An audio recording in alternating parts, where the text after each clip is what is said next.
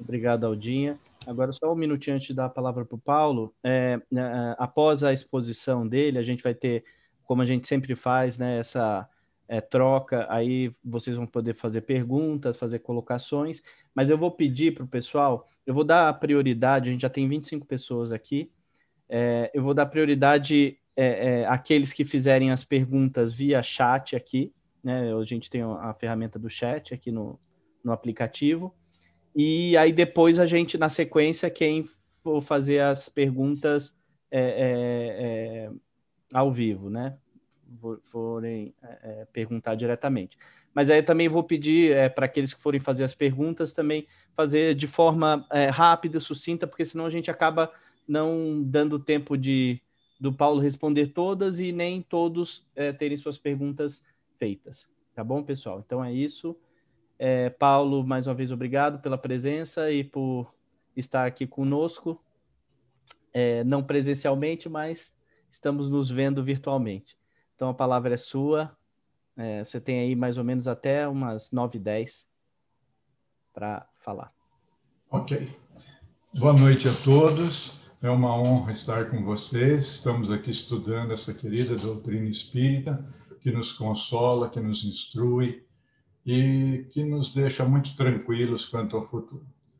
Em relação à questão da passagem, do momento da passagem do nosso desencarne, nós temos sempre que lembrar algumas premissas. A primeira está lá na introdução ao estudo da doutrina espírita, que é nos dá as grandes diretrizes. Então, a Kardec, os espíritos superiores nos informam que o mundo espiritual é o mundo primeiro, é um mundo verdadeiro, e o mundo material ou carnal, físico, é apenas um mundo secundário, poderia ou não ter existido. Ou seja, nós estamos, então, numa situação excepcional. Na condição de encarnado, nós estamos presos à matéria para fins de trabalho, de estudo, de evolução, de conhecimento. Essa prisão, e é o termo que constantemente Allan Kardec usa, essa prisão, essa servidão nossa, ela é temporária. E chega um momento que nós saímos desse corpo material, mas continuamos com o nosso corpo fluídico chamado perispírito. E é exatamente esse perispírito que faz a diferença durante essa parte de transição. Outra coisa que é importante é o seguinte: eu costumo fazer um estudo sistemático ou sistêmico do tema que me é dado. Por exemplo, nesse caso da passagem, primeiramente o Kardec analisa esse problema num dos capítulos do Livro dos Espíritos, chamado Retorno da vida física ou da vida material à espiritual, né? E lá tem um dos itens, algumas perguntas sobre esse tema.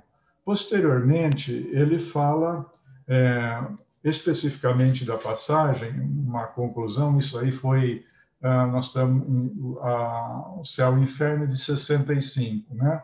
O Livro dos Espíritos é de 1858, a versão que nós conhecemos, com as 1019 questões, se não me falha a memória, 1018, 1019, depende, né? E nessa visão sistêmica aí, 1865, ou seja, 82, né? 2, depois 60, seriam mais ou menos 7 anos depois, o Kardec consolidou esses conhecimentos no caso aqui da passagem, que é o capítulo 1 da segunda parte do livro Céu e Inferno. E a passagem é exatamente isso. Ele fala assim que a confiança na vida futura não nos exclui temores quanto à passagem desta vida para outra. Muitas pessoas não temem a morte em si, mas o momento da transição, da passagem. Sofre-se ou não nessa passagem? Nós sentimos dor? Qual é o problema disso? Como é que fica? Nós vemos pessoas desencarnarem suavemente, outras parece que sofrem bastante. O que acontece, afinal, nisso, né? E o Kardec, ele diz o seguinte, que a situação é de ligação do perispírito com o corpo material. E essa ligação, eu vou pedir aqui para ler aqui para a gente. Durante a vida carnal, né, como encarnado, o fluido perispirítico penetra o corpo em todas as suas partes e serve de veículo às sensações físicas. É também por seu intermédio que a alma atua sobre o corpo e lhe dirige os movimentos. A extinção da vida orgânica resulta na separação da alma, em consequência na ruptura do laço fluídico que a une ao corpo. Bom, a sensação dolorosa que a alma experimenta no momento da morte é diretamente proporcional à soma dos pontos de contato existente entre o corpo e o perispírito, e, por conseguinte, também a maior ou menor dificuldade que apresenta o rompimento. Bom, então aqui ele já estabelece uma primeira situação, que o perispírito, ele serve de intermediário. Ele é um corpo criado pelo espírito, né? E ele serve de intermediário ali na encarnação, transmitindo tanto as sensações que o corpo físico recebe para a alma, como a alma dirigindo esse corpo físico. Pois bem, quando há o desencarne, as sensações que nós temos, de problemático ou não, decorre dessa união aí que nós temos com a matéria, da quantidade de pontos que ficam ligados ao corpo material. E o que acontece? Então, ele estabelece aqui um princípio. Ele vai estabelecer dois princípios. Esse é o primeiro. O primeiro é o seguinte, que nos desencarnes nós vemos praticamente 4 situações. A primeira é que no momento em que se extingue a vida orgânica, o desprendimento do perispírito fosse completo. A alma não sentiria absolutamente nada. O segundo é que, nesse momento, a coesão dos dois elementos estiver no auge da sua força e produz uma espécie de ruptura que reage dolorosamente sobre a alma. E a terceira, a coesão for fraca, a separação torna-se fácil e opera-se sem abalo. E, por fim, nós temos uma quarta situação, que é após a cessação completa da vida orgânica, existirem ainda numerosos pontos de contato entre o corpo e o perispírito. A alma poderá ressentir-se dos efeitos da decomposição do corpo até que esse laço se desfaça inteiramente. Sendo que esse último caso aqui é casos excepcionais, é muito excepcional, tá? Bom, em seguida, esse é um primeiro momento. Então, nós temos o perispírito, e quanto mais o perispírito estiver ligado ao corpo, ele vai transmitir essas sensações aí no momento do desencarne. Sensações que estão ocorrendo com o corpo. Pois bem, depois nós vamos ver como se livrar disso, né? Porque, graças a Deus, a doutrina espírita não só mostra como se opera a situação, como ela também fala como que se resolve isso. Mas tem uma segunda situação aqui que o Kardec chama a atenção, que é a seguinte: na passagem da vida corpórea para a espiritual, produz-se ainda um outro fenômeno de importância capital, a perturbação. O que é essa perturbação? Nesse instante, a alma experimenta um torpor que paralisa momentaneamente suas faculdades, neutralizando, ao menos em parte, as sensações. É como se estivesse em um estado de catalepsia, de modo que a alma quase nunca testemunha conscientemente o derradeiro suspiro. A perturbação pode ser considerada um estado normal no instante da morte. Sua duração é indeterminada, variando de algumas horas a alguns anos. Né? Bom, então o que acontece? Essa perturbação também ocorre no momento da morte e do desencarne. E aí depende do espírito também.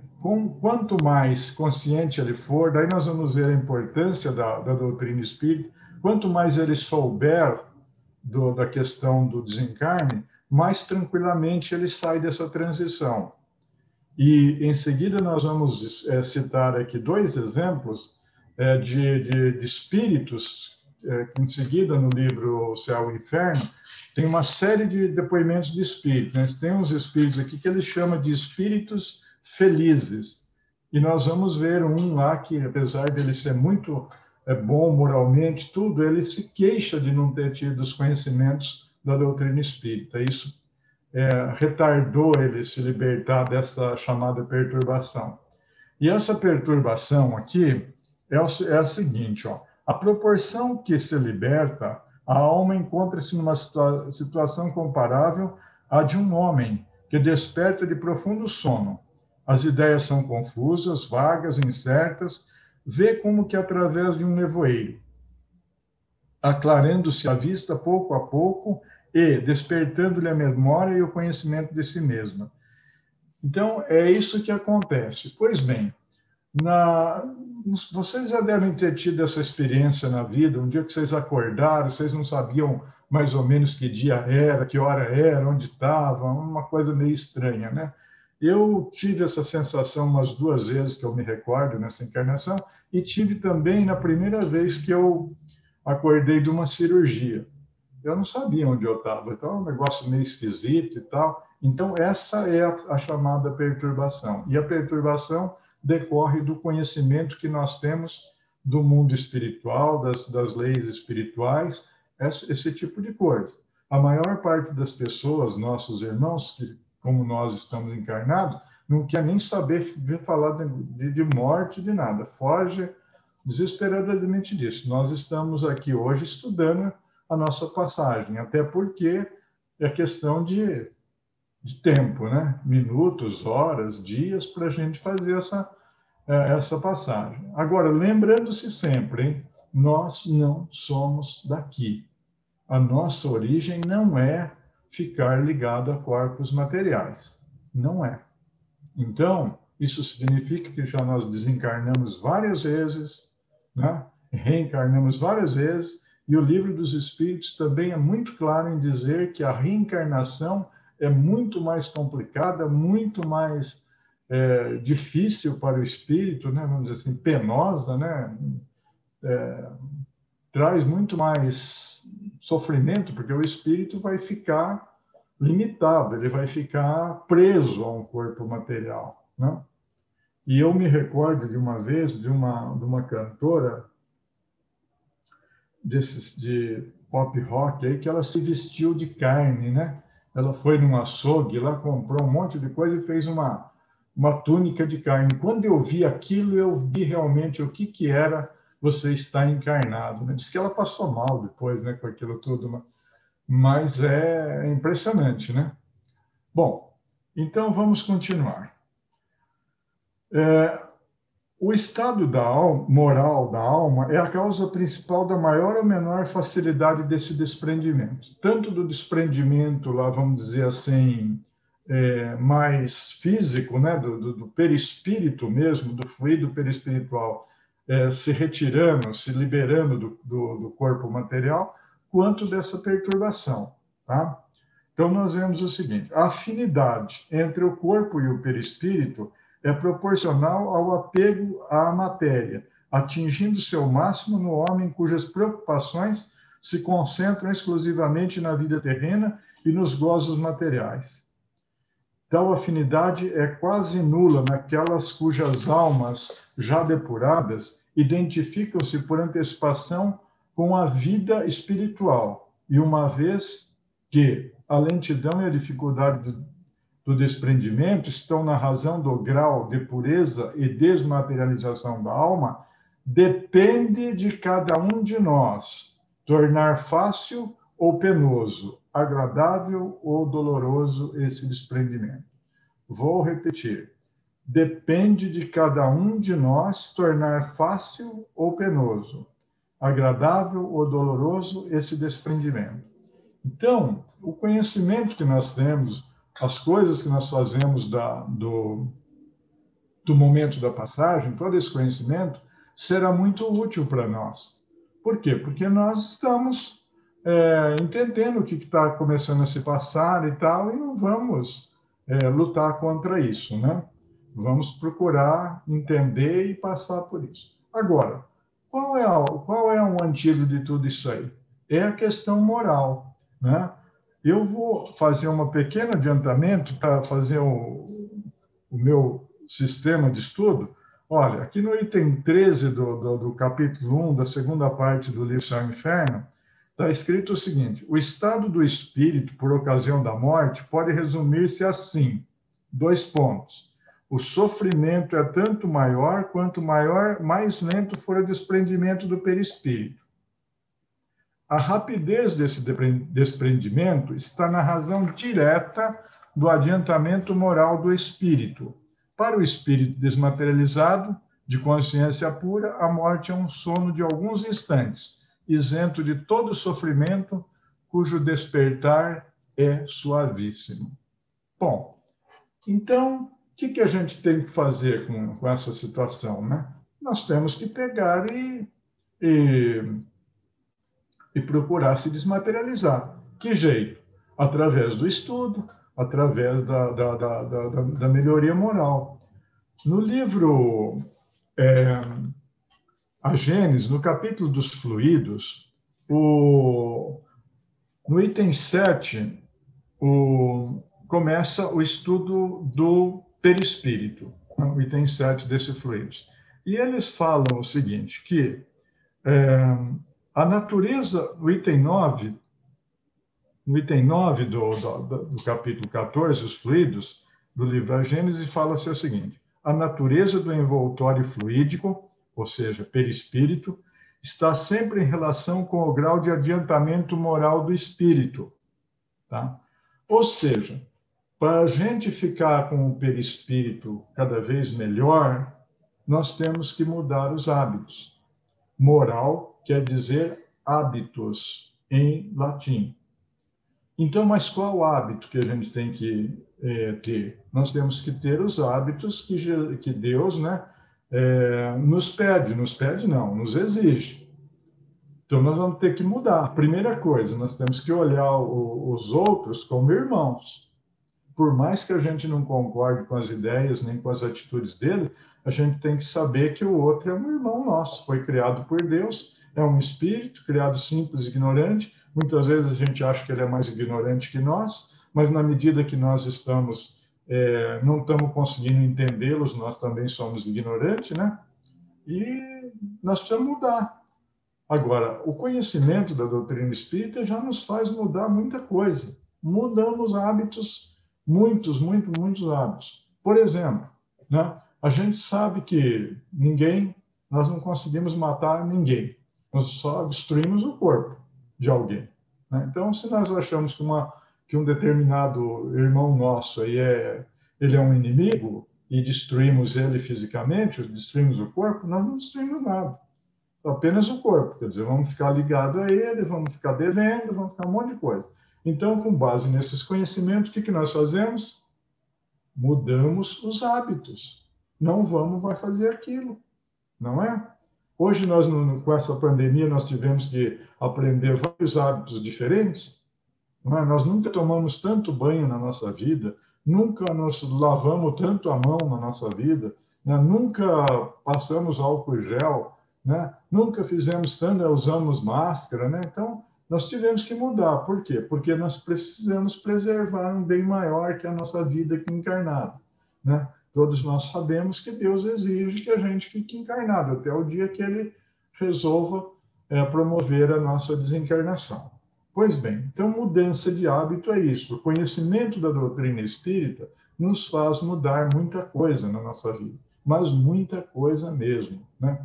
Por exemplo, nós estaríamos hoje reunidos aqui conversando sobre passagem, desencarne? Estaríamos? Não estaríamos. Né? Então, o que fez isso? A doutrina espírita. A doutrina espírita vai nos mudando os hábitos, tudo direitinho. E no item agora já voltando aqui, o livro O Céu e o Inferno, que eu estou usando como base para... Olha, no item 14 do capítulo 1º, a passagem do livro Céu e Inferno, segunda parte, está escrito assim, Kardec dá ao que o Espiritismo fala sobre isso, né? Porque a gente tem que fazer para mudar, para melhorar nossos hábitos aqui, mudar os hábitos, ou seja, mudar a nossa moral. Então ele fala assim, para que alguém possa trabalhar pela sua depuração, reprimir as más tendências, dominar as paixões, é preciso que renuncie às vantagens imediatas em prol do futuro, visto como, para identificar-se com a vida espiritual, encaminhando para ela todas as aspirações e preferi-la à vida terrena. Não basta crer, mas compreender. É preciso considerá-la também sob um ponto de vista que satisfaça, ao mesmo tempo, a razão, a lógica, o bom senso e a ideia que fazemos da grandeza e da bondade e da justiça de Deus. Sob esse aspecto, o Espiritismo, pela fé inabalável que proporciona, é dentre todas as doutrinas filosóficas a que exerce a mais poderosa influência. Bom, então, na medida que a gente faz isso, entende a doutrina espírita, a gente muda de comportamento. A gente já não vai fazer uma série de coisas que a gente fazia que estavam erradas, né? Nós já mudamos. Mas o Kardec fala uma outra coisa aqui no item 15, terminando esse capítulo, no item 15, ele diz assim, o Espiritismo certamente não é indispensável para que se chegue a esse resultado, né? Mas que a mudança de hábitos, se a pessoa mudar moralmente com outros critérios, com outros conhecimentos, né? Ou com uma fé inabalável em Deus, tudo bem. Contudo, pelos conhecimentos que fornece, pelos sentimentos que inspira e pelas condições em que coloca o espírito, fazendo-lhe compreender a necessidade de melhorar-se, facilita enormemente a situação. Além disso, ele dá a cada um os meios de auxiliar o desprendimento dos outros espíritos, no momento de deixarem o envoltório material, abreviando-lhes a duração da perturbação pela evocação e pela prece. A prece sincera é uma magnetização espiritual. Pela prece, que é uma magnetização espiritual, provoca-se a desagregação mais rápida do fluido perispirítico. Ou seja, ela tirado o fluido perispirítico vamos dizer assim, desconectado do corpo carnal, através da oração. Por isso que tem aquela oração lá no final do livro Evangelho segundo o Espiritismo, não tem uma oração para uma morte próxima, alguma coisa assim, não é? Então, e também, além disso, tem aqui, já duas coisas que nós podemos ajudar, né? Os nossos irmãos que acabaram de desencarnar. Pela evocação, conduzida com sabedoria e prudência, com palavras de benevolência e de estímulo, combate-se o entorpecimento do espírito, ajudando-o a reconhecer-se mais cedo, e, se é sofredor, incutindo-lhe o arrependimento, que é o único meio de abreviar seu sofrimento. Bom, então está aqui os problemas, as coisas que podem acontecer e a solução. Qual é a solução? A solução só tem uma. É nós melhorarmos o nosso perispírito. Que jeito que a gente melhora o nosso perispírito? Através da mudança moral nossa, dos nossos hábitos, adequando os nossos hábitos à lei de Deus. Essa é a situação, né? A primeira coisa que nós temos que reconhecer é que nós somos irmãos de todos os outros seres que estão aqui. E nós temos os mesmos direitos e os mesmos deveres. E Deus nos ama, né? Ou nos entende, ou nos encaminha da mesma forma. Então, é isso que nós temos que começar a entender. A partir disso, muitas boas leituras, muitas coisas boas, o estudo das leis morais lá do livro dos Espíritos, depois a complementação, ou a ampliação das leis morais, que é o livro Evangelho segundo o Espiritismo. Esse é o caminho. E também usar aquela técnica citada lá por Santo Agostinho, né? Que era de fazer a nossa nosso autoanálise, né? Toda noite que ele disse que fazia, né? Então ele perguntava se ele tinha ofendido a Deus, né? Se tinha ofendido ao próximo, se tinha ofendido a ele mesmo. E a gente deve começar a questionar essas coisas, né? Por que eu vou fazer isso? Eu falo, então, vamos devagar, vamos entender, né? Agora, mas os outros, não, os outros são os outros. Nós temos que cuidar de nós, né? A nossa evolução intelectual e moral, intelecto e moral, é íntima e pessoal. Ninguém vai fazer por nós. Jesus não vai aprender matemática por nós. Não vai aprender a ser caridoso por nós. É nós que temos que fazer. Agora, lembre-se sempre de uma coisa, hein? Em todo esse estudo sistêmico, a mudança do perispírito não é intelectual. Não adianta estudar, né, ser pós-doutor, aí, né, alguma coisa, não adianta. Você tem que mudar moralmente, adaptar os hábitos, mudar os hábitos para fazer aquilo que Deus quer que nós façamos, né? Amar uns aos outros, como a nós mesmos. Amar a Deus sobre todas as coisas. É essa a receita. Só. Mudando, conseguindo essa mudança, nós vamos mudar o nosso perispírito. Nosso perispírito vai ficar mais tranquilo. A hora do desencarne, ele se separa com rapidez e tranquilamente do corpo. E aí nós não sofremos os problemas do corpo. Simples assim. Simples, mas trabalhoso. Precisamos de ter essa vontade. Para a gente terminar, eu queria só dizer aqui para vocês que o Kardec também, ele coloca aqui na passagem mais umas 4 situações, as seguintes situações. Primeiro, morte natural, que resulta da extinção de forças vitais na velhice ou doença. O desprendimento opera-se gradualmente para o homem cuja alma desnaturalizou, os pensamentos se elevam acima das coisas terrenas, né? E dizer aqui que o desprendimento é quase que completo antes mesmo da morte real física. Agora, essa mesma morte, o cara está lá com 200 anos e desencarna, só que ele é um homem material e sensual, que viveu mais para o corpo do que para as coisas espirituais. Não adianta nada. O desprendimento vai ser mais ou menos tranquilo, mas a perturbação dele vai ser terrível, né? Bom, em seguida, nós temos aqui a seguinte questão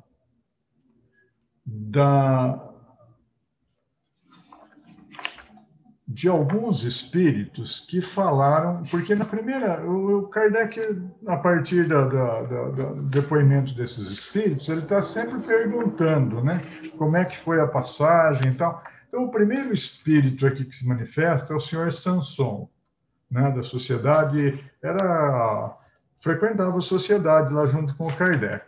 E ele pediu para ser evocado depois do desencarne dele. Então, ele fala que ele se recuperou aqui dessa perturbação, dessa letargia, 8 horas depois do desencarne, né? Temos relatos aí de outros espíritos, o Kai Barchutel e o Herculano Pires, que foram praticamente instantâneos, né? Acabaram de desencarnar e já foram evocados ali do lado ali do corpo, que ainda estava vamos dizer assim, nem estava frio ainda, né? Cada um tem a sua consciência, né? O estudo ajuda muito, mas também precisa ter a mudança moral. O estudo ajuda no sentido de nos mostrar de uma forma racional por que nós devemos mudar. Por que eu não devo matar uma outra pessoa? Porque eu não estou matando ninguém, eu só estou criando problemas. Eu estou destruindo o corpo dela e estou ficando em dívida com esse espírito, né? Então, não compensa isso. Tá?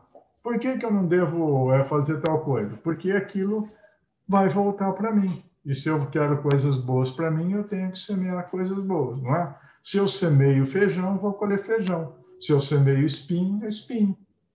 Simples. É bem tranquila nesse sentido, né? E é interessante que quando você semeia uma planta, assim, um feijão, por exemplo, o pé de feijão dá vários feijões, né? Você planta uma semente de laranja, nasce um pé de laranja que dá vários carregamentos durante muitos anos. Muitas laranjas, muitas, de uma simples semente. Como é importante a gente fazer o bem. Aliás, nesse depoimento desses espíritos felizes, todos eles falam que eles não mereciam o que eles estão recebendo. Eles acham que fizeram pouco por tudo que estão recebendo no mundo espiritual. E é esse negócio que Jesus já tinha falado, que quando você planta uma semente boa, ela vai dar na base de 40%, 60%, 80% e 100%. Então, bom, mas aqui eu queria chamar a atenção de dois espíritos que falaram do desencarne deles e que foi interessante. Vamos lá. O primeiro aqui é o senhor Van Durst. O Van Durst é qualificado aqui pelo Kardec como um antigo funcionário, falecido em Antuérpia em 1863, com 80 anos de idade. Lá pelas tantas, ele diz assim, ó, pouco tempo depois de sua morte, o médium perguntou ao guia espiritual se poderia evocá-lo. E o guia espiritual falou, não, esse espírito se refaz lentamente da perturbação. Olha, era um espírito feliz, hein? Era um espírito bom, um espírito, né? Estava recuperando lentamente da perturbação. Aí o guia do médium fala assim, eu peço que você espere mais 4 dias para evocá-lo. Aí ele vai ter condições. Bom, 4 dias mais tarde foi evocado e lá pelas tantas da evocação ele fala assim, o Van Durst, só lamento não ter conhecido o que hoje conheceis. Minha aprovação seria menos longa e menos dolorosa. E depois ele fala assim, ó, se eu soubesse o que sabeis, como me teria sido mais fácil a minha iniciação na vida espiritual? Saberia antes de morrer o que só mais tarde tive que aprender no momento da separação, de forma a desprender-me facilmente. Ou seja, ele era um espírito moralmente bom, mas mesmo assim, por causa das crenças religiosas lá da época dele, e que ele adotava, ele teve problemas com essa parte da perturbação. Vocês lembram que tem duas coisas, né? Tem a separação do perispírito do corpo físico, que foi tranquila para ele. Ele era um espírito bom, provavelmente não sentiu dor nenhuma, nada. Só que ele não sabia não sabia do mundo espiritual, não sabia nada, era aquela confusão lá. Então ele se queixa que se ele soubesse que a gente sabe, se tivesse o conhecimento da doutrina espírita, seria muito mais fácil para ele se desprender. Olha as palavras dele, ó. No momento da separação, de forma a desprender-me facilmente. Porque tem a parte da perturbação que ficou lá perturbada. Bom, boa notícia. Para quem tem medo do desencarne, ó, boa notícia. Ó. Olha o que ele fala. Ó. Perturbação profunda. Depois de transcorrido um tempo que ele chama de incalculável, aqui, ele fala assim, ó, o despertar em um novo mundo. Nada de corpo material, nada de vida terrestre. Vida sim, mas imortal. Não mais homens carnais, mas formas diáfanas. Espíritos que deslizam, que surgem de todos os lados, que vos cercam, e que não podeis abranger com a vista, porque é no infinito que flutuam. Comunicar-se pelo pensamento, com tudo que vos envolve. Que vida nova, meu amigo, brilhante e cheia de ventura. E aqui no fim, ó, aqui onde estou, sem velhice que me enfraqueça e sem entradas de qualquer espécie, aprenderei mais depressa. Aqui se vive intensamente, caminhando com desassombro, tendo ante os olhos horizontes tão belos que nos sentimos ansiosos por abrangê-los. Ah, você vai ver que coisa boa? E a gente aí, né, se questionando com o desencarne, tendo medo e não sei o que e tal. Agora nós vamos ver um outro espírito que tinha conhecimento da doutrina espírita. Aliás, é um espírito maravilhoso, né? O doutor Demeure, né? Demeure era um médico homeopata, muito distinto, e tal, não sei o que, era muito caridoso e tal, só que ele tinha conhecimento. E aí aconteceu com ele. Olha o depoimento dele, ó. A morte dera à minha alma esse sono pesado, que se chama letargia. Foi o que o Kardec explicou lá. Mas o pensamento velava. Sacudia esse torpor funesto, que prolonga a perturbação que se segue à morte. E despertei de um salto. Fiz a viagem. Como estou feliz. Já não sou velho nem enfermo. Meu corpo era apenas um disfarce imposto. Sou jovem e belo, belo dessa eterna juventude dos espíritos, cujas rugas não mais sulcam o rosto, cujos cabelos não embranquecem sob a ação do tempo. Sou leve como o pássaro que em voo rápido atravessa o horizonte do vosso céu nebuloso. Admiro, contemplo, bendigo, amo e me inclino, átomo que sou ante a grandeza, a sabedoria, a ciência do nosso Criador, ante a grandeza das maravilhas que nos cercam. Então, nós vemos aqui dois espíritos bons. Os dois não tiveram problema do desligamento lá do perispírito do corpo. Tiveram problema da perturbação. Para um foi rápido. Por quê? Porque ele conhecia o mundo espiritual. Estava muito ligado, estudava, pesquisava, conversava com os espíritos desencarnados ou que estão na cidade. E o outro não sabia de nada. Provavelmente era de uma religião, provavelmente era católico, pensava que ia para o céu, para o inferno, e ficou naquele negócio que não conseguia saber o que estava acontecendo. Bom, a situação, então, é essa. Resumindo, vou ler novamente o item 13, o nosso querido item 13 aqui, da passagem. Diz assim, ó.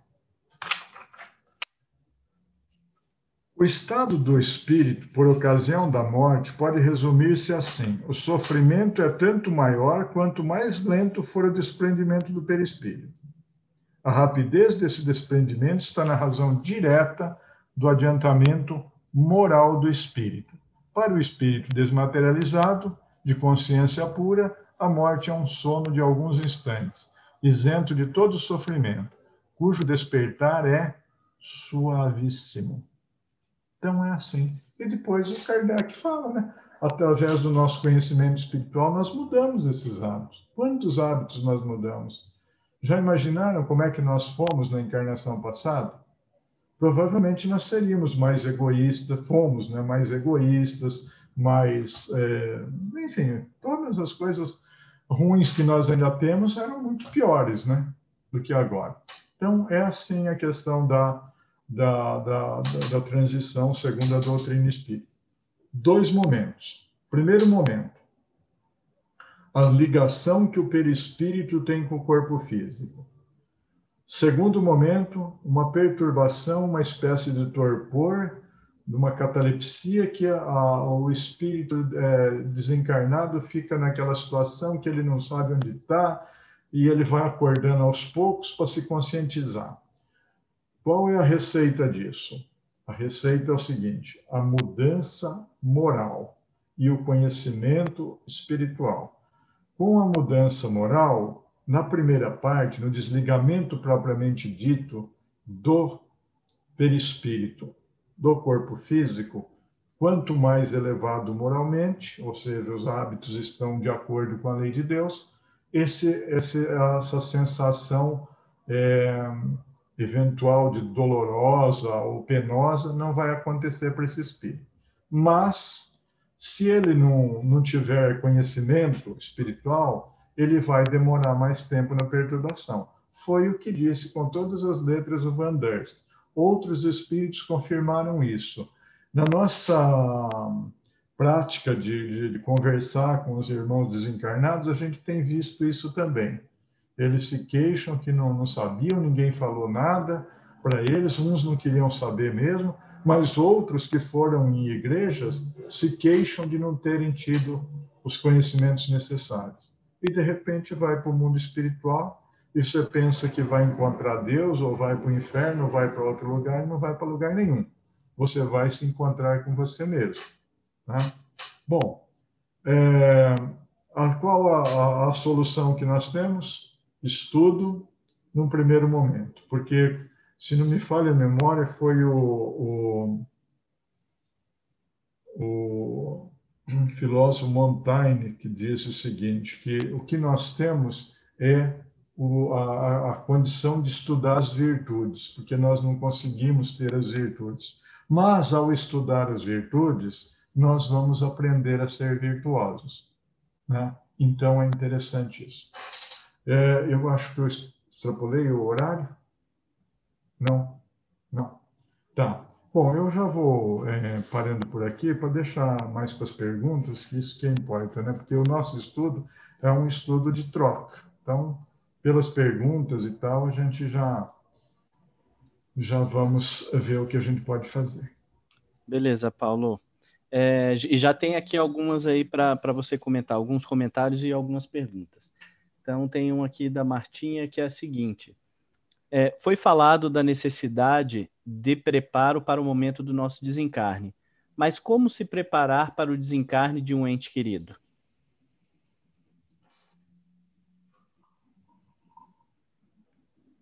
É aquela situação, né? O Kardec compara no Livro dos Espíritos o desencarne dos entes queridos a dois amigos que estão presos. E aí um deles é libertado da prisão.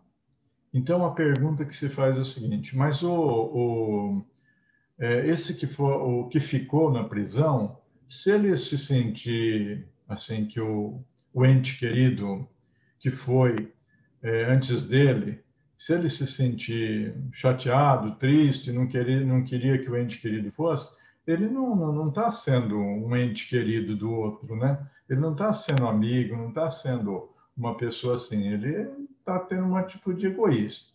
Então, esse é a primeira coisa. A segunda, eu costumo entender o seguinte: nós que estamos encarnados, nós temos uma situação que se chama emancipação da alma.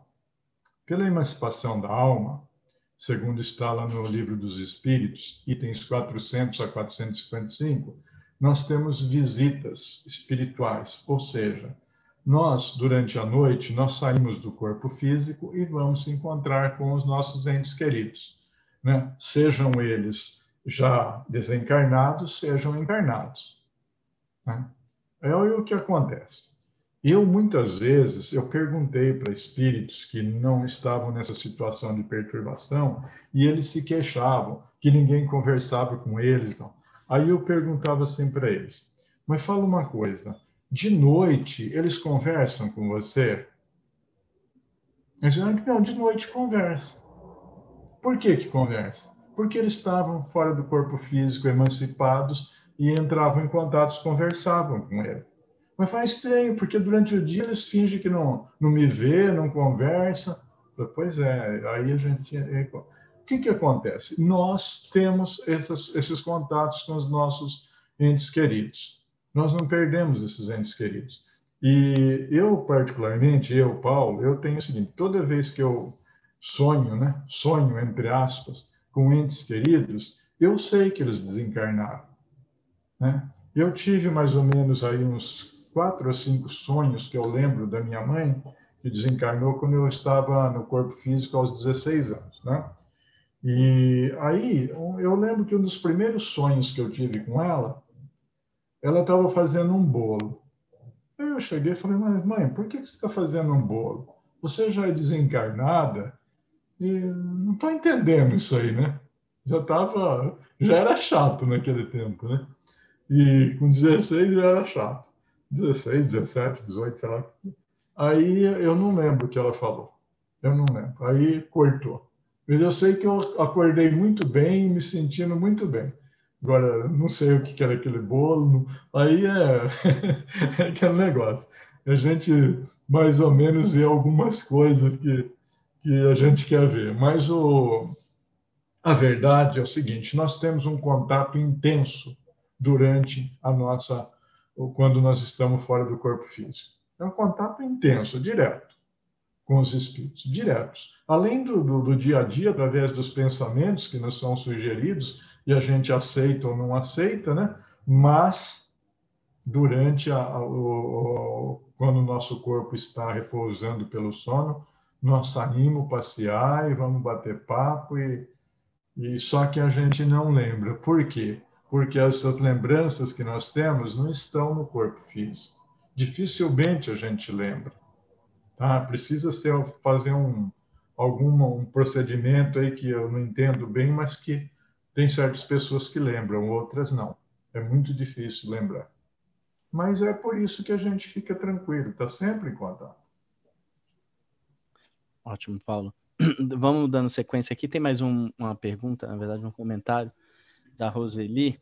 Ela diz o seguinte: vários sentimentos negativos que temos, raiva, indignação, revolta, etc., prejudica a nossa vida, nosso desencarne e o estágio que faremos no plano espiritual. Você pode comentar? Então, exatamente. A nossa ligação com o corpo físico é através do perispírito. E o perispírito, ele responde diretamente ao espírito. O perispírito nada mais é do que, como está lá no capítulo Fluidos da Gênesis, que eu recomendo assim, veementemente que leiam, estudem esse capítulo, porque ele responde muita coisa, mas muita coisa mesmo. E lá está escrito o seguinte, que o perispírito é a formação mais bonita que tem que o espírito faz com o fluido cósmico universal, tá? E o que acontece? À medida que nós mudamos os nossos hábitos, somos fraternos, tudo, o nosso perispírito está ficando cada vez mais, eu vou usar um termo assim, ficando mais, eu vou usar os termos que é usado no próprio livro, no próprio Gênesis. Ele fica mais etéreo, mais diáfano, vamos dizer assim. E, consequentemente, ele se liga ao corpo físico de uma certa forma, não com tanta intensidade. Então, na hora do desencarne, ele se desliga mais facilmente e, consequentemente, não nos acarreta situações penosas que, eventualmente, poderiam acontecer. Bom, mas para a gente mudar todos esses sentimentos, a gente tem que analisar os sentimentos. É aquilo que o Santo Agostinho falou. Eu levantei, acordei, o que eu fiz? Eu já fiquei bravo porque estava chovendo.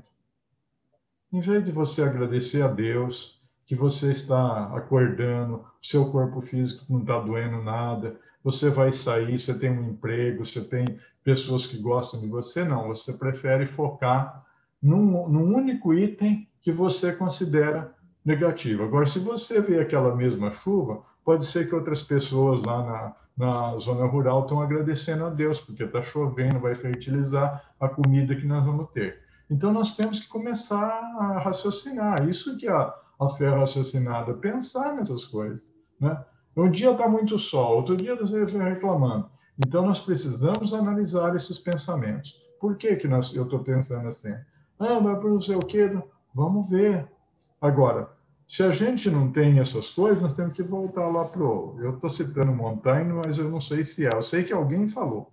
Um desses filósofos franceses aí falou que nós temos única possibilidade. Ele falava assim: a gente não tem condição de ser muito virtuoso, mas nós podemos estudar as virtudes e os vícios e analisá-los. E com a análise nós podemos superá-los, né? Podemos superá-los.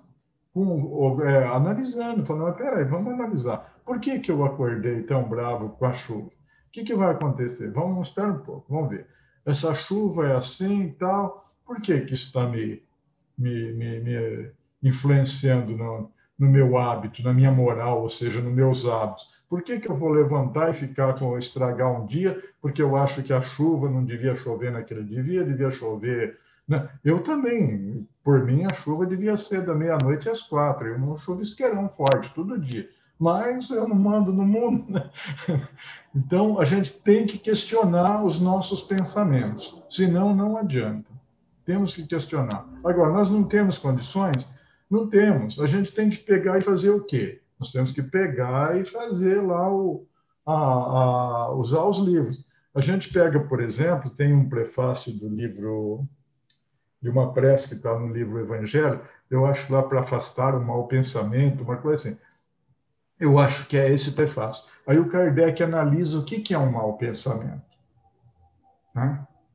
Eu peço para vocês dar uma lida lá, lembrando alguma coisinha. Um mau pensamento é um pensamento que ele pode causar mal a uma outra pessoa. E agora você fala, mas você não causa mal, a pessoa gosta de apanhar, né?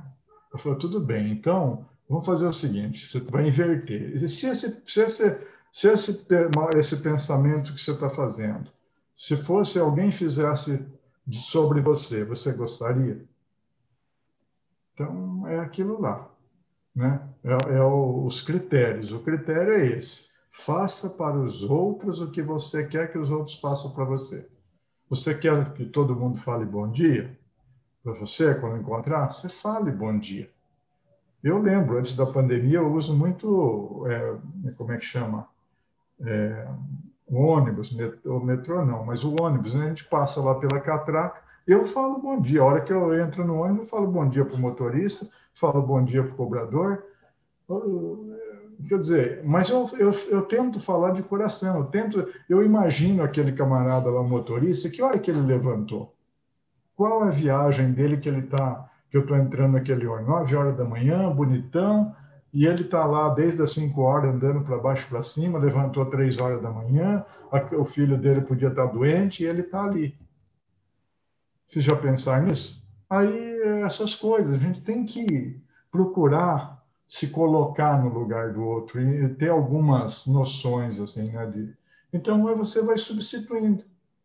Eu sugiro que se leia bastante o livro, o Evangelho. É o nosso código moral, realmente. Mas leia o livro dos Espíritos também, das leis morais. Importantíssimo aqui.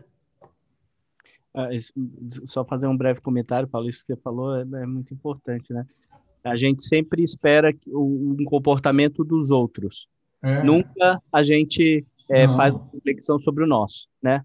O outro tem que ser assim, tem que ser assado, tem que fazer isso, tem que fazer, né? E esquece de se preocupar com a gente. Enfim. É o Vamos problema lá, a do gente tem mais. é o Pode falar. problema do egoísmo, só rapidamente, é o problema do egoísmo, quer dizer, a doutrina do eu, né? Ismo quer dizer doutrina. Então, tudo tem que girar em torno de mim, mas não é assim. A natureza é outra, né? Você vê que a gente tem que entender toda a criação e nos colocar dentro dela e ficar tranquilo, procurar entender essas coisas. É verdade. Tá certo. A gente tem aqui, tem mais 4 perguntas. Tem Vamos lá. uma da Martinha, mas como ela já fez uma primeira, eu vou passar as outras 3 e se der tempo a gente volta na dela. Não volta que o Marquinhos só faz pergunta difícil. Não volta. Então tá, então eu vou mandar do Amorim aqui. Você vai ver só. E o Amorim é pior ainda.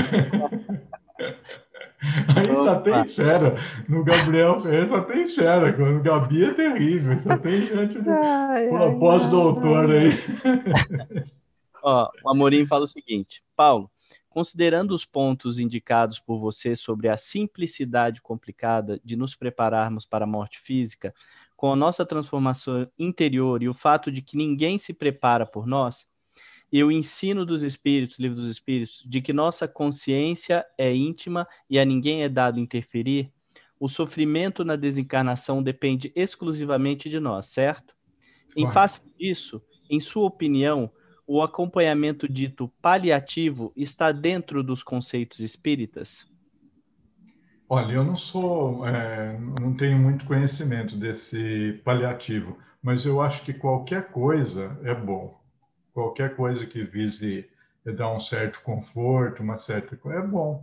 Porque é a situação, a pessoa nunca pensou nisso. nós pensamos que nós somos eternos. Na realidade, enquanto espíritos, nós não somos eternos, mas imortais nós somos, né?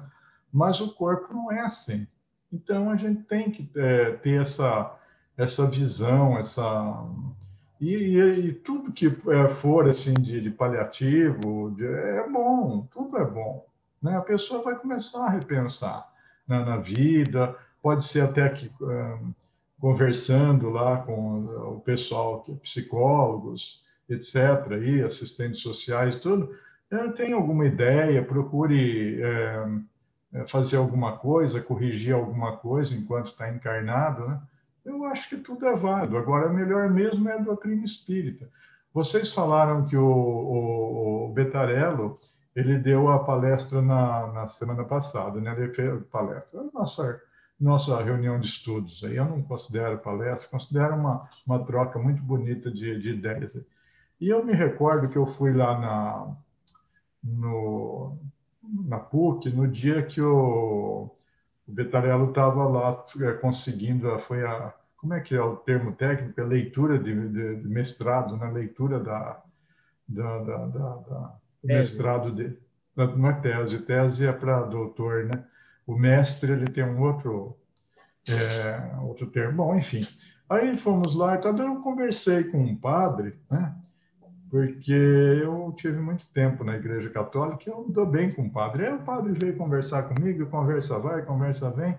Aí ele falou, olha, eu admiro uma coisa nos espíritos, como vocês encaram a morte com uma tranquilidade, com uma paz, Olha, é impressionante. Eu falei, é que a gente sabe que não há morte, a gente sabe que... Eu falei alguma coisa para ele lá, falei, durante o sono a gente se vê, né?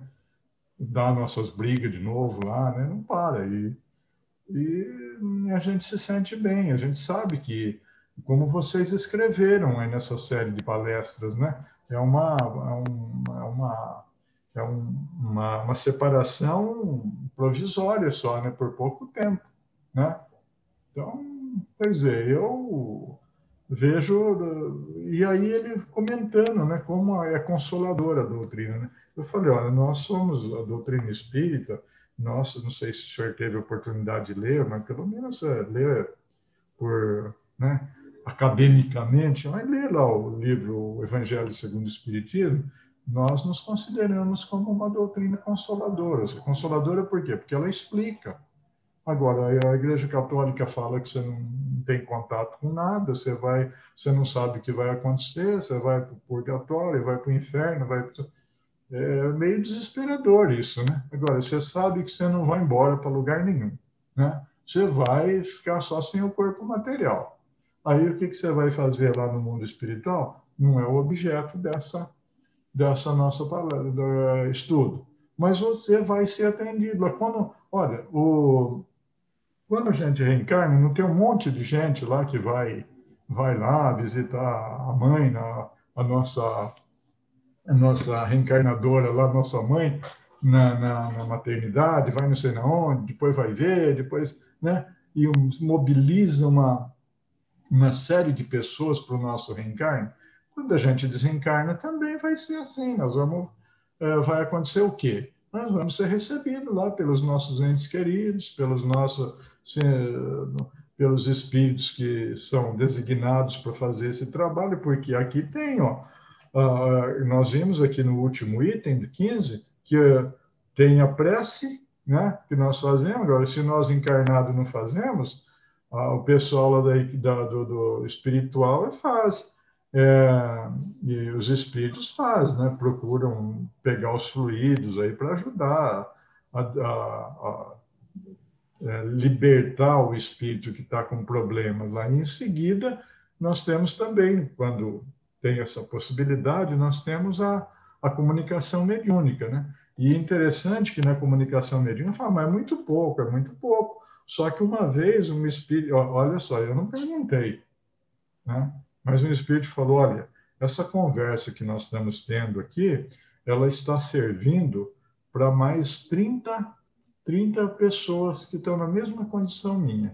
Então, eu estou sendo uma espécie de porta-voz para conversar com você e está sendo todos nós, as 30 pessoas aqui estamos conversando. É igual nós estamos aqui nessa reunião virtual, né? Eu estou falando um pouco mais e vocês também estão fazendo as perguntas, considerações, e a gente está evoluindo, está crescendo os nossos conhecimentos. Então, eu acho que toda e qualquer coisa que se fale, sim, do desencarne, mesmo que não tenha todos os conhecimentos da doutrina espírita, eu acho que são bons, são úteis. A gente tem que conversar sobre isso, porque, afinal de contas, né,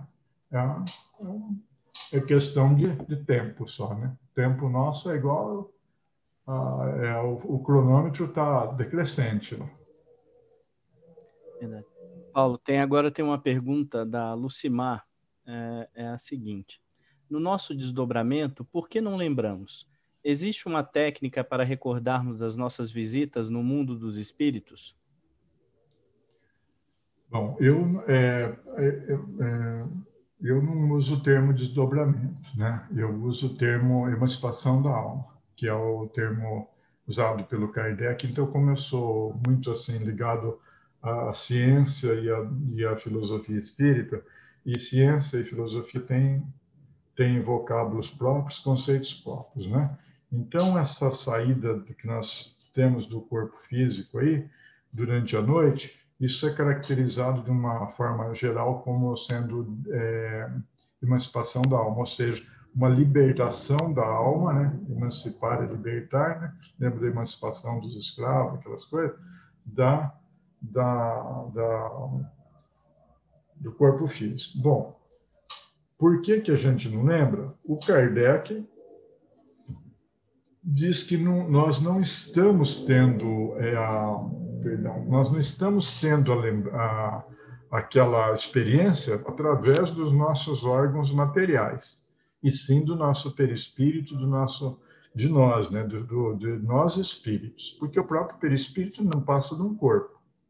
É um corpo melhorado, só é um corpo fluídico, só isso, né? De uma matéria que é a mesma do corpo físico, que seja o fluido cósmico universal, em diferentes graus de ponderabilidade e de eterização. Né? Pois bem, então ele diz isso. Tem certas pessoas que dizem que se lembra. E nesse caso, essa lembrança, eu pediria para você ler com bastante ler todo o capítulo dos fluidos, mas eu acho que o que responde a sua pergunta está aqui no item 27 do capítulo dos fluidos, que fala da visão espiritual. E ela fala o seguinte, ó, que é a visão espiritual dos espíritos encarnados, é a emancipação da alma. Ele fala assim, ó, conforme o grau do seu desenvolvimento do espírito, a circunstância e o estado moral do indivíduo, a visão espiritual, pode dar, seja no sono, seja no estado de vigília, três coisas: a percepção de certos fatos materiais reais, com o conhecimento de ocorrência, tal, não sei o quê. Depois, percepção de coisas igualmente reais no mundo espiritual. E depois, imagens fantásticas criadas pela imaginação, análogas às criações fluídicas do pensamento. Bom, aí ele continua aqui, em síntese, num determinado momento aqui, ele fala que essa visão que nós temos, espiritual, no caso da emancipação aí, ela não é percebida pelo cérebro material, mas pelo cérebro espiritual. Como que certas pessoas se lembram? É a famosa questão da faculdade aí mediúnica, né, se revelando, porque ela consegue, num primeiro momento, certas pessoas que têm essa faculdade aí de emancipar-se e lembrar do que aconteceu, eles têm alguma coisa especial no seu corpo material. Nós não sabemos ainda. eu acredito que alguma coisa o perispírito, vamos dizer assim, imprime no corpo físico que permite essa lembrança. Né? Eu vi, por exemplo, é interessante, no centro que nós estamos, eu vi duas situações dessas. Uma pessoa falando, olha, essa noite eu sonhei que estava trabalhando com não sei quem lá aqui na própria casa espírita. Bom, e falou da pessoa. Só que essa pessoa já não estava mais na casa espírita, já estava em outro lugar, tinha mudado de cidade e tal. Aí uns tempos depois, eu encontrei com essa pessoa que foi citada pela nossa amiga lá e tal, e ela falou, eu estou tendo uns sonhos esquisitos, eu sonho que eu estou lá na CETEG, eu estou trabalhando com o povo, eu me lembro da fulano, e citou essa mesma pessoa que tinha falado que estava trabalhando com ela lá. Então, isso aí faz parte daquela falta que nós temos. É Lucimar, né? Como é que é o nome dela? Ô, Lucimar, então, é uma coisa muito, muito interessante. Você vê como falta estudo para nós, né? Nós precisamos aprofundar mais esses estudos. Está faltando. Agora, o que a gente faz? Nós não estamos estudando. E quando eu falo nós, é eu, viu? Não é vocês, não. E eu não estou estudando. Tem tanta coisa importante para estudar aqui e eu não consigo me concentrar, né? Agora, eu sugiro para vocês, ó, leiam esse capítulo, é maravilhoso, os fluidos. Ele resolve um monte de dúvidas, mas um monte mesmo. Grande, nossa. Muito bom, Paulo. Agora temos a pergunta da Bruna. A Bruna diz o seguinte: minha tia desencarnou há 40 dias. Após uma semana, sonhei com ela. Não seria muito cedo para ter um contato em sonhos, visando que os sonhos seriam a emancipação da alma? Sim, um sonho emancipacional é um dos tipos, né? Tudo bem. Não seria nem cedo nem tarde, depende da nossa evolução espiritual, da nossa capacidade, né? Agora, a gente pode ter, a gente lembra do sonho, muitas vezes a gente não lembra do que nós conversamos, né? Agora, tudo isso é variável, né? Não tem uma situação. Eu, por exemplo, eu me recordo que eu tenho um parente lá que, na realidade, esse menino, ele era filho de uma sobrinha minha, né? Por parte da Fátima, porque eu não tenho irmãos, né, carnais, então eu tenho sobrinhos por parte dela. E esse menino, ele desencarnou num acidente de moto. Nunca tive contato com ele. Se eu falei bom dia, boa tarde lá, as vezes que eu fui lá de volta na minha cidade, lá foi muito. Não tive. Aí um dia eu estou lá na CETEG, não lembrando de nada dele, não vi nada. Aí nada, mas nada, né? E aí do nada um espírito se comunica e fala: você não está lembrando de mim, né? E me chamou de tio. Eu falei: você me perdoa, eu não estou conseguindo ver, eu sempre falo, eu não sei com que eu estou falando, se o espírito está consciente ou não. Eu estou muito ruim da vista, eu tô assim, vendo muito mal e ouvindo pior ainda, né? Porque esse outro dia eu fui questionado por um espírito que falou: você está me chamando de irmão? Eu sou irmã, eu sou mulher, e muito mulher. Eu falei: tá bom, calma, é que eu não estou te vendo e eu estou. Mas é a minha voz. Eu falei: a minha voz eu também estou meio surdo, desculpa. Então eu sempre falo que eu sou, e estou mesmo, né? Para comunicação espiritual, eu ouço a voz do médium, né? E aí a conversa vai, você não está me lembrando de mim? Eu falei: você me perdoa, eu não estou conseguindo te ver bem, não estou. Pois é, eu sou o fulano e tal, né? E eu não lembrava nem do nome dele, mas sorte que a Fátima estava do meu lado, ela falou: eu fulano, não sei o quê. Eu falei: vamos fazer o seguinte, a sua tia está aqui, se ela vai, conversa com a sua tia aqui, que é melhor, porque eu vou passar vergonha. Aí ela continuou o diálogo. Quer dizer, essas coisas, assim, quando que aconteceu isso? Isso aconteceu uns 20 dias depois do acidente.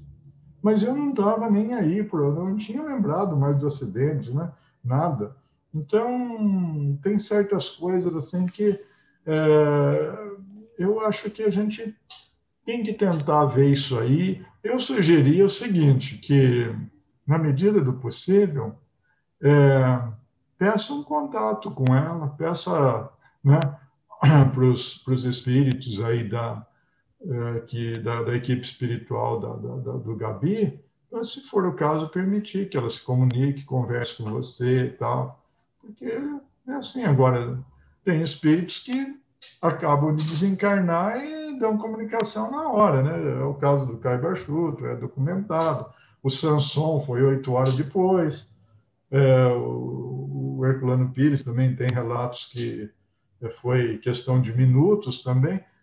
Depende da conscientização sua. Então, tem espíritos que não têm problema de perturbação espiritual. Perturbação vamos dizer assim, de minutos, ou de segundos, ou de... Eu, de uma forma geral, eu acho que nós que estudamos a doutrina espírita, essa perturbação vai ser muito rápida. Até porque eu acho que Deus vai ter pena de nós e vai falar assim, ó, escuta, vocês se encarnaram, cara, vão trabalhar.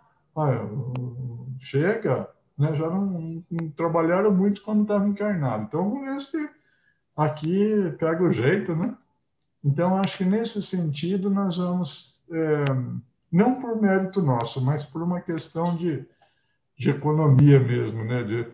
De natureza.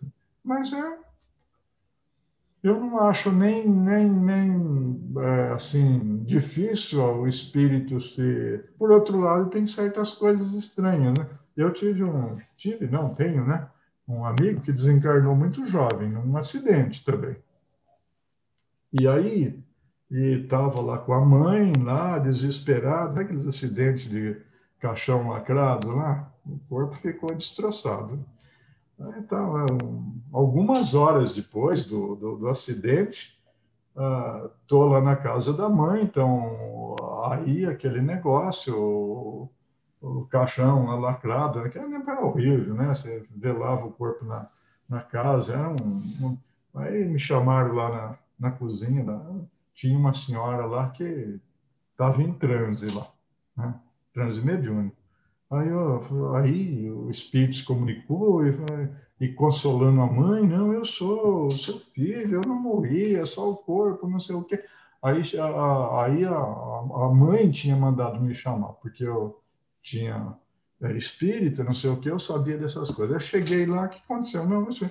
Aí conversei um pouco com o espírito e tal, e aí saí, parou a comunicação. A mãe perguntou: o único que eu confio é em você. Essa comunicação é do meu filho? Eu falei: é. Claro que não era. Claro que não era. Eu conhecia o meu amigo lá. Era um amigo assim que gostava de festas, gostava de passeios, roupas bonitas, música, não sei o quê e tal. Era um menino do tempo dele lá, né? Eu dificilmente ele teria condição de sair de uma perturbação rápida daquilo. Algum irmão lá pegou e fez aquela simulação para consolar a mãe. Agora eu ia falar para a mãe que não. Também não falei. Não falei coisa que não era verdade, que ele estava vivo, estava. Né? Só que, sinceramente, eu acho que não tinha nenhuma possibilidade de se comunicar daquela forma. Nenhuma. Agora, então tem certas horas que vai fazer o quê? Você tem que consolar a pessoa primeiro, para depois explicar, né, a situação. A gente está já chegando no fim. Paulo, Uhum. tem um comentário aqui da Elaine, e eu queria ler aqui, até para perguntar para você sobre esse assunto. Ela falou o seguinte: vi uma reportagem sobre um tipo de enfermeiras que se dedicam em dar apoio às famílias que estão com parentes em estado terminal. Tem um nome aqui que se chama doulas da morte. Além da preparação das famílias, as doulas também conversam com as pessoas doentes sobre o que elas pensam sobre a morte.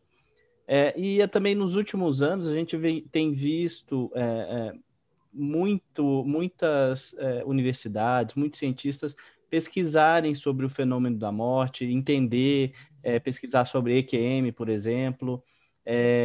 Acho que isso é cada vez mais a busca por entender o que é, né? Da onde a gente veio, para onde a gente vai, enfim, essas questões existenciais. Você acha que é por aí? Você acha que o ser humano está começando a despertar um pouco mais sobre esse lado espiritual? Eu penso que é tudo, é o que eu falei para você, todas as coisas que você faz a pessoa pensar sobre o assunto vai trazer uma reflexão, vai trazer alguma luz. E aí o que acontece? Você vai falar, bom, mas eu vou pro céu, tá? Mas e se um ente querido meu for para o inferno, como é que fica isso? A pessoa vai começar a se questionar. Aí ela vai chegar em Deus, né? Falar, mas se Deus é bondade, é bondoso, infinitamente bom, por que ele vai fazer isso? Né? Não podia dar oportunidade para outra pessoa se recuperar lá e merecer o céu, enfim, né? Então, essas coisas que são tratadas aqui no livro Céu e Inferno, são discutidas tudo, eu acho que qualquer coisa que faça a gente pensar é melhor, saia da fase assim de materialismo, né? Porque você só fica pensando em dinheiro, em viajar, em não sei o quê, em fazer plástica, em plantar cabelo, e um monte de coisa que você não resolve, não vai resolver isso aí. Porque por mais que a gente faça tudo isso aí, tudo bem, se der oportunidade, vamos viajar, vamos sim. Mas se não der também, não vamos se matar, ficar desesperado, não. Né? Depois a gente, sem o corpo físico, vai dar para andar bastante por aí e tal.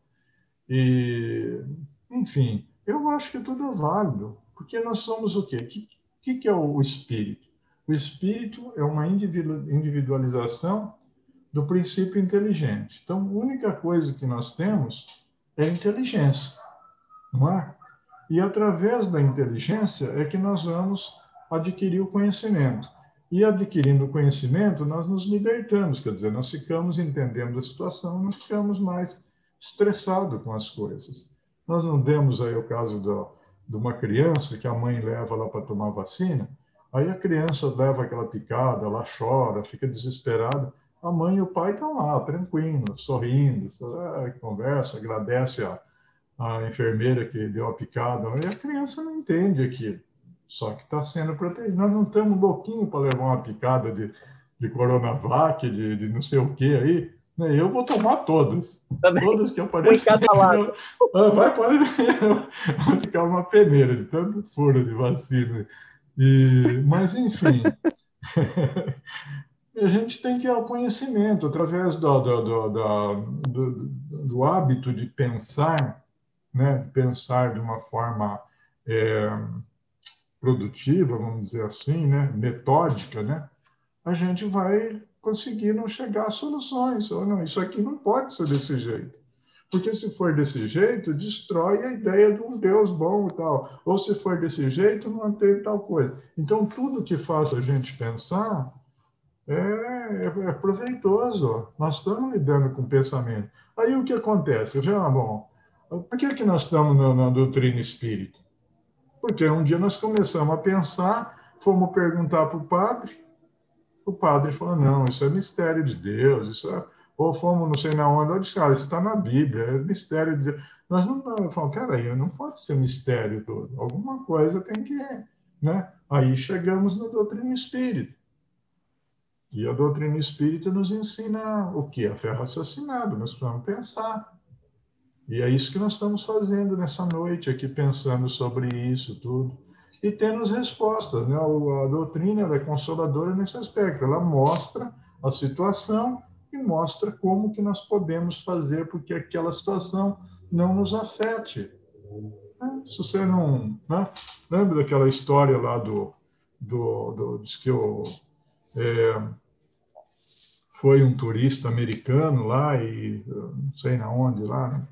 Esses lugares aí vamos dizer assim, lendários aí para a história das Arábias, né? E aí diz que ele chegou e foi entrou numa gruta lá onde morava um sujeito lá que disse que era muito sábio, não sei o que. Ele entrou lá e falou assim: puxa vida, mas não tem nada aqui, nenhuma cadeira para sentar, você tem só um negocinho ali. Então, ele falou: puxa, mas aí o famoso sábio lá voltou para ele e falou: é, você tem essas coisas? Ele falou: não, eu não tenho, a minha casa não é aqui. Ele falou: pois é, a minha também não é. Então, e a gente fica aí juntando uma série de coisas aí que não serve para nada, né?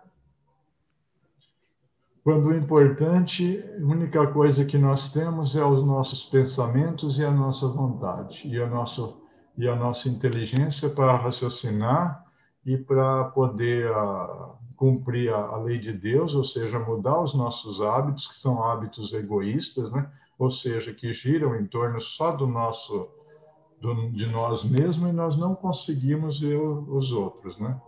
E é interessante, eu tive uma vez uma chefa, uma mulher, que você chegava nela lá para conversar alguma coisa e ela falava assim: qual a tua prioridade, o que você precisa? O que eu posso te ajudar? Ah, eu vou te contar, isso aí né? A gente faz isso, a gente, não, porque tudo eu, né? Eu isso, eu aquilo, não. O que eu posso te ajudar? Ela não perguntava, que ela não falava o que ela queria, não, né? E então era diferente a situação. Então é isso que nós precisamos mudar os hábitos, mudar os hábitos para os hábitos do nosso Pai. Né? O dia que a gente mudar os hábitos, tiver do jeitinho que ele quer, nós vamos mandar a casa dele inteirinha, que é um universo sem problemas, sem dores, sem tristeza, sem remorso, só de boa. Paulo, deu tempo para fazer a última aqui, né? A gente vai voltar. Da Martinha? É. A minha? Na verdade, eu fiz também pensando em um questionamento que a gente recebe muito das pessoas que estão ainda começando a pensar, né, no espiritismo, assim, a conhecer o espiritismo. É verdade. Bom, vamos lá. Aí tem mais 5 minutinhos aí para. Pois não. A perturbação pode ser importante para o espírito não testemunhar os momentos de tristeza vividos pelos entes queridos que ficam? De que modo a revolta e desespero dos que ficam afeta o desencarnado? Depende sempre da moral do espírito, né? Se o espírito for um espírito evoluído, tudo, ele vai entender a situação lá dos entes queridos que não estão sendo muito queridos com ele, não, né? Estão sendo meio egoístas, né?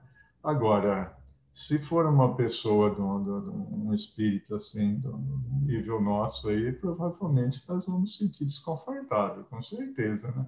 Vamos sentir. Pode ser que a gente não sinta assim uma clareza muito grande, mas a gente não tem dias assim que a gente está com uma ansiedade, está um negócio esquisito, você está, né, agitado, que não. O que será que é isso? Será que é só nós? Não é todo dia que a gente fica nessa situação, né? Então nós captamos sim uma certa influência. Isso é normal. Agora, inclusive para o nosso treinamento. Independentemente de nós sermos ou não moralmente evoluídos, tudo isso aí são lições, né? Com o tempo nós vamos entender que foram lições. Agora, nós não sofremos bullying lá quando a gente estava na escola, e falava que escola era para socializar, né? Era só bullying, porque era no meu tempo quando eu fiz o grupo primário lá, todo dia tinha uma briga na saída da escola. Isso aí. Bom, depois a gente evoluiu, ficamos grandes amigos, lembrava das brigas lá, tudo, mas Mas é assim, a gente sente, é claro que nós vamos sentir, dependendo da nossa condição, né?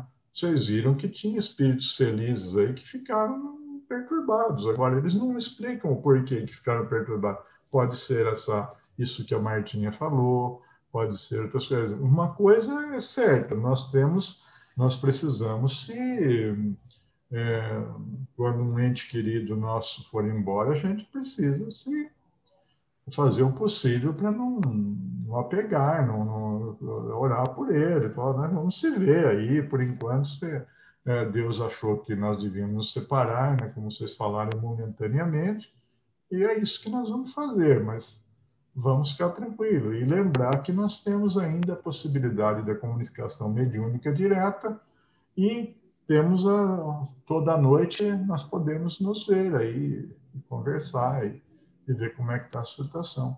Aliás, a respeito desse meu amigo aí que eu contei a história, eu me lembro de vários sonhos que eu tive e, e ele estava assim, esses sonhos eu lembrei, que eu